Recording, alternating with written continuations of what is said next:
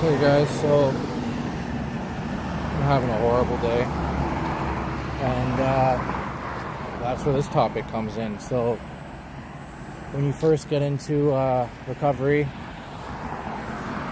and you are clean and sober, you're going to find that when you were in your past, you had your substance of choice or your issue of choice that numbed you. You didn't have to think about the stress, you didn't have to think about the hardships of life, which is ultimately why the drug cripples your life, because priorities don't come first anymore.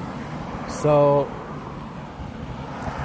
you are going to have times where you're going to have cravings, you're going to have a bad day, you're going to want to say fuck it, but it's not worth throwing all that time away. It's not worth throwing away all that hard work, all that trust you've built back up with people, because that trust takes a lot longer to build back than it does to break. So for me personally, there's something in addiction that usually scares people, such as overdosing, ending up homeless, losing their loved ones, whatever the situation may be for you, right? Me, ultimately, it would be losing my loved ones and being homeless, because here in Canada, the summers are hot and the winters are, when I say deathly, no pun intended, they're deathly cold, the negative 30s, sometimes 40s.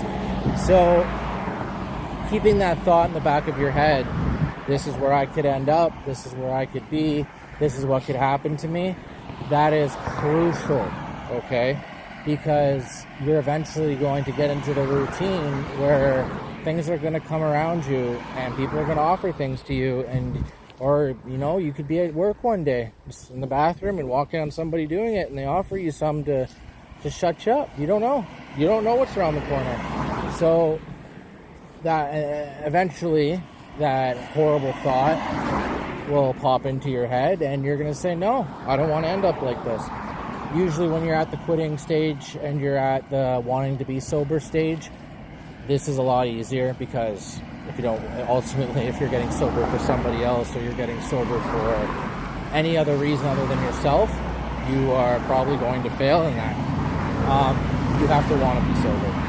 So that's why when you think of the worst case situation and it scares you, that is exactly why I'm saying this, because it'll scare you into saying no to that person. So, like I said, I'm going to show you guys, and these are all real pictures. These are all taken just in my city alone.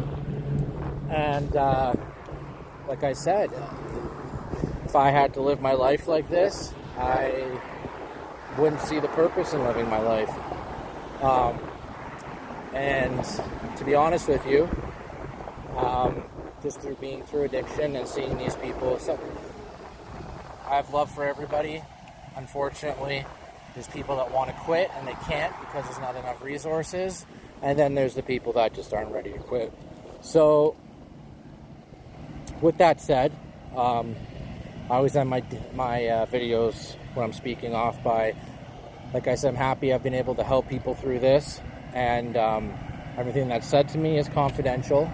If you're a mother, father, or you are going through addiction and you find yourself banging your head off a wall because you can't find answers, you're making calls, you're calling doctors, you're calling rehabs, and you're finding out at the end of every phone call or at the end of every little piece of hope that you have, it'll end up getting crushed because there aren't that many services out there. And unless you've been through it, you're not going to know what those services are until either it's too late or it has created such an impact that in your life, and your life has been torn apart so bad that it's extremely hard to dig yourself back out of that hole.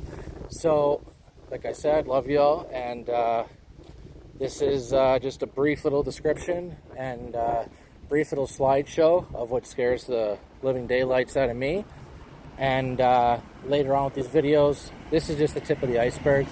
Later on with these videos, I will bring you guys right into the heart and the underbelly of what it's really like in those tents, those camp centers, and what it's really like in those tent cities, and you guys are going to see a way of living that you've never seen before. So watch the slideshow, and I hope it makes an impact on one of you, because at the end of the day,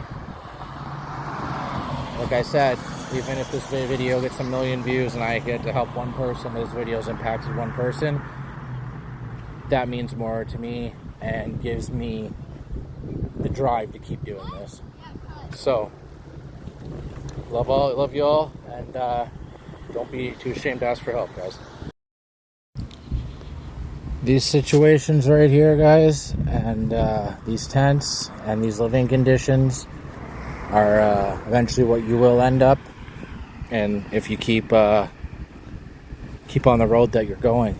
So these are also the images that scare the bejesus out of me. So if I can get some likes and shares, it's not for my benefit, it's to get the algorithm going so more people can see these videos, and anyone that needs help or anybody that has any questions, they know where to reach out to, and they know who to DM.